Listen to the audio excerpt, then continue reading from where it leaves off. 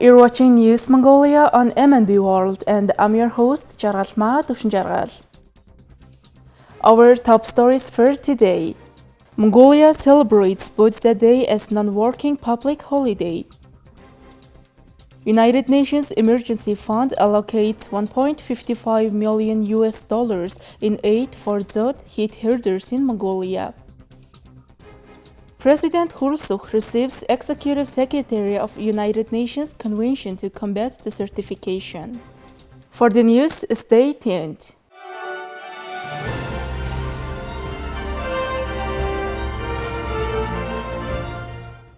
As per the law on public holidays and anniversaries of Mongolia, citizens of the country are granted non-working public holidays 9 times a year.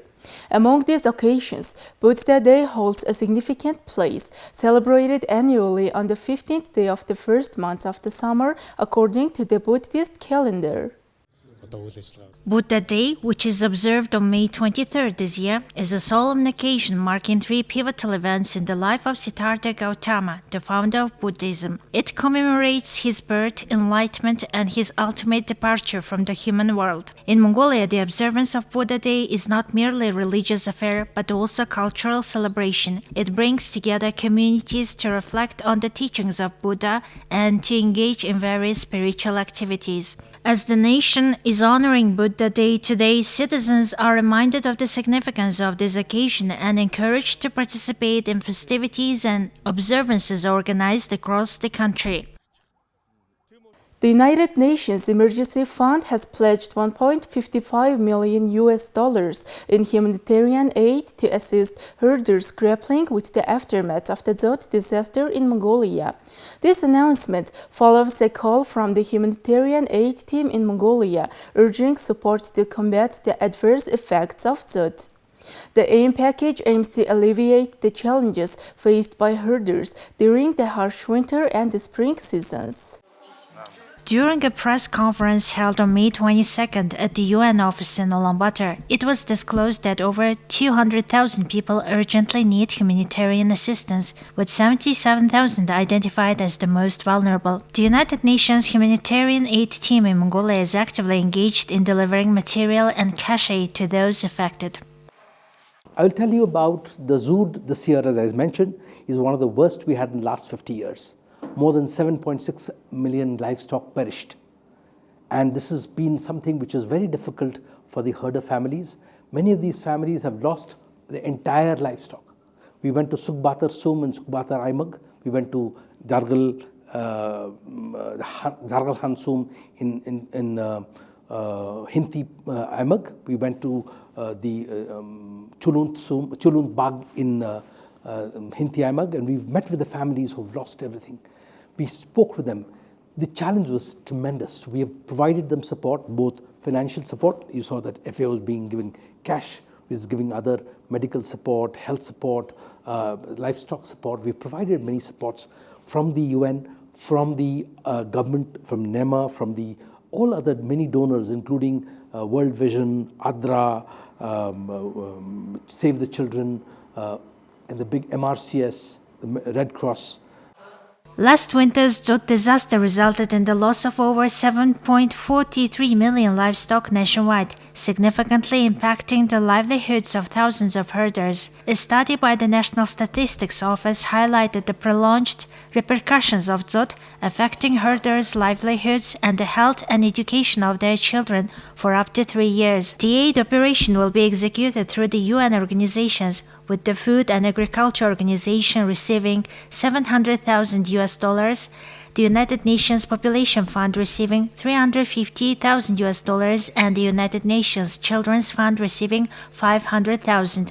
This assistance is expected to benefit 12,000 vulnerable people, including herders, women, children, and people with disabilities. So FAO is participating in the dzud response with other UN agencies. We have recently received some new funding, so we have received another $700,000, out of which we will provide cash assistance to 2,000 vulnerable herder households, and we are coordinating with other humanitarian agencies like MRCS, ADRA, World Vision, and so on. So we are doing in very close coordination with them. Each herder household will receive 650,000 tugruks. In addition, what we are doing is we are very concerned about any kind of disease outbreaks in the animals, particularly sheep and goat pox, which is a viral disease that can affect newborns particularly, and there is no treatment for that, so we have to vaccinate.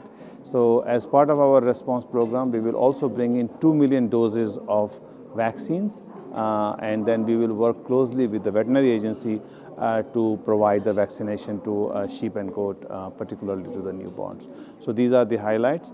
But I have to say that going forward, we have allocated another $500,000 from our own resources to work with the government to prepare the herders and the government better for the dzud that will come into the future.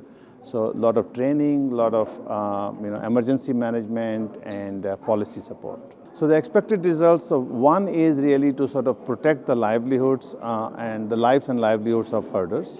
And I think that is very closely linked to food security of the country.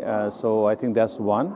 And the second is to prepare Mongolia in general to better deal with similar emergencies in future, because with climate change we know that these things are going to become more and more frequent and we have to prepare better. So we want to work very closely with the government to put in place systems so that we are better prepared. The United Nations Children's Fund plans to provide food supplements and nutrients to 6,700 children and over 3,300 pregnant and lactating mothers. The United Nations Population Fund will distribute hygiene and sanitation kits to 4,000 women, including pregnant and lactating women and teenage girls residing in affected areas. On the invitation of President Khurelsukh, Ibrahim Thiaw, Under-Secretary General and Executive Secretary of the United Nations Convention to Combat Desertification, embarked on a significant visit to Mongolia. During his visit on May 21st, President Khurelsukh warmly welcomed the Executive Secretary and engaged in discussions concerning collaboration. President Khurelsukh praised the UNCCD's Secretariat for its proactive role in highlighting environmental protection, desertification combat, and land degradation reduction on the global stage over 3 decades since the inception of the United Nations Convention to Combat Desertification. He emphasized Mongolia's deep appreciation for the Secretariat's invaluable efforts in ensuring convention implementation, consolidating progress, addressing challenges, and fostering stakeholder partnerships.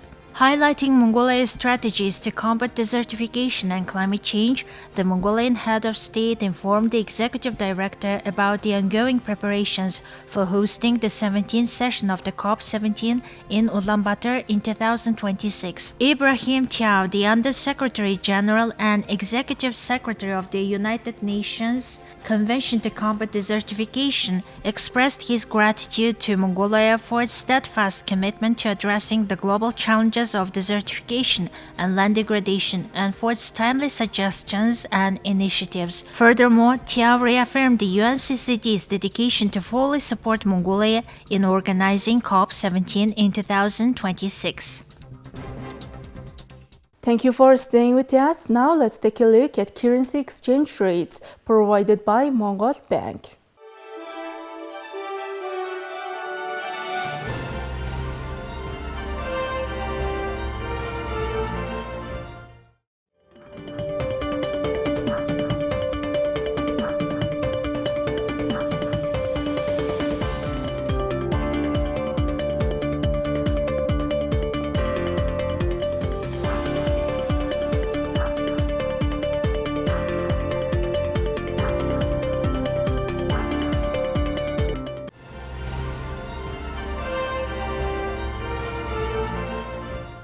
Next, our program will turn our attention to foreign news, partnered with international news agencies.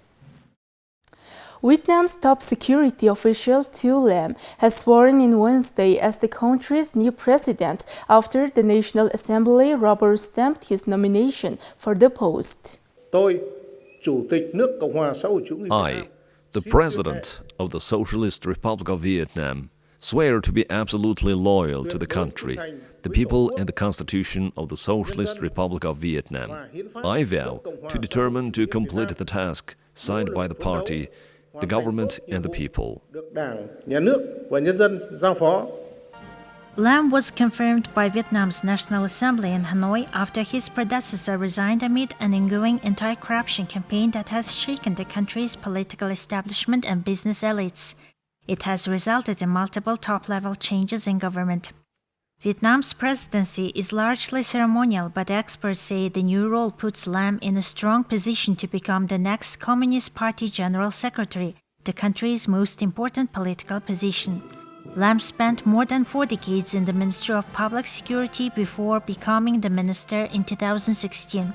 His rise took place while Vietnam's Politburo lost 6 of its 18 members amid the expanding anti-graft campaign, including 2 former presidents and Vietnam's parliamentary head.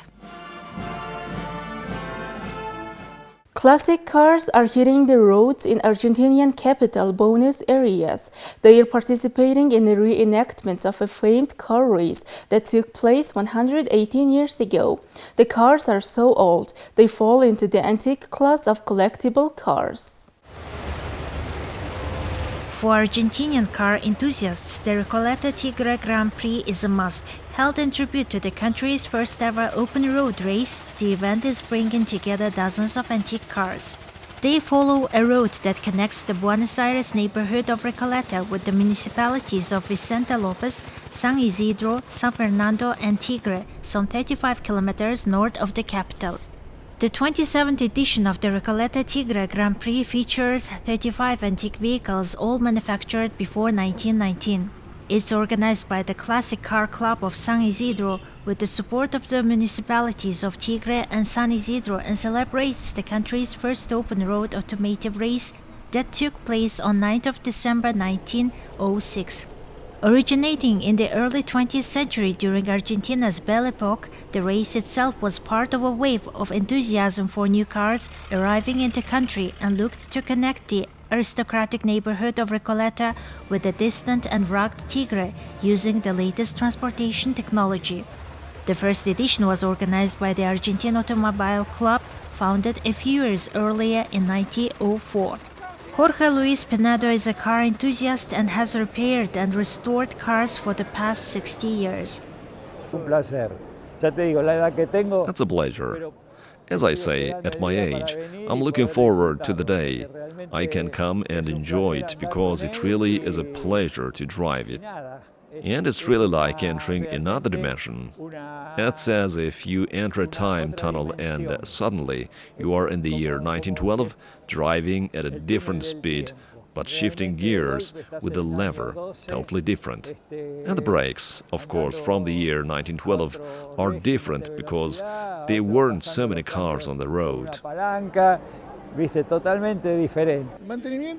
Well, actually, it's a pleasure for me to drive it because I'm an admirer of the industry of those years and what they managed to achieve with so many limitations different from the technological ones we have now. But while there is a lot of technological advancement in modern cars, the principle of the automobile remains the same, the engine, the combustion and so on. Well, now it's evolving towards electrical and some other technologies, but the origin is this. Antique cars are generally considered to have been built before 1920. Over the morning, the cars leave the Recoleta neighborhood and head towards the city of Tigre, where fans wait to greet them. The Grand Prix Recoleta Tigre doesn't crown a winner. Instead, all participants receive a small commemorative trophy at the finish line, then spend the afternoon at the Tigre Art Museum. Well, that's all for today. Thank you for staying with us. We will see you at Friday with more news and updates. Goodbye.